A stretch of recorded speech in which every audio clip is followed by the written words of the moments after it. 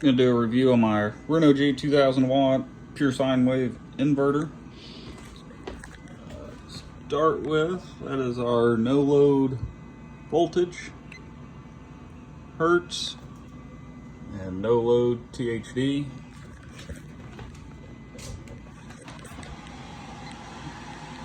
I'm gonna put about a 1450 watt load on it. Our hertz are still perfect, voltage is good, and our THD only went up to 2.2%. So we still got our same load on. We put my amp clamp around the positive wire going to the inverter, and it looks like we're drawing about 143 amps DC.